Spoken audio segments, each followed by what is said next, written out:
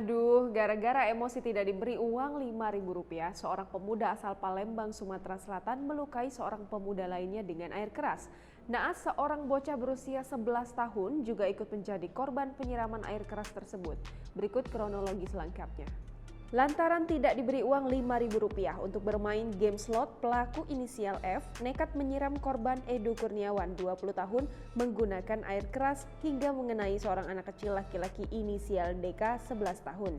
Atas kejadian tersebut, kedua korban dibawa ke Rumah Sakit Bari Palembang. Diketahui kejadian itu terjadi di Lorong Serengem, Kelurahan 32 Ilir, Kecamatan Ilir Barat 2, Kota Palembang, Selasa 2 Maret 2021 sore. Edo ditemui di Rumah Sakit Bari Palembang mengatakan bermula saat ia sedang berada di tempat kejadian perkara. Kemudian pelaku F yang berada di sampingnya meminta deposit Rp5.000 kepada korban untuk bermain game slot. Namun korban mengatakan tidak ada uang. Kemudian pelaku dan korban sempat berkelahi.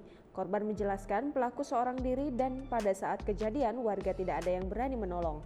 Atas kejadian itu, korban diwakili keluarganya telah membuat laporan di Polsek Ilir Barat 2 Palembang. Sementara itu, Paman Deka ditemui di Rumah Sakit Bari Palembang mengatakan awalnya keponakannya sedang bermain petak umpet di TKP bersama temannya. Namun saat terjadi perkelahian antara Edo dan F, keponakannya malah kena imbasnya yaitu tersiram air keras. Lanjutnya mengatakan setelah kejadian itu pelaku tidak tahu kemana lagi dan langsung melarikan diri. Sementara itu Kapolsek Ilir Barat 2 Palembang AKP M. Ihsan ketika dikonfirmasi membenarkan adanya laporan penyiraman air keras di Lorong Serangam kemarin sore.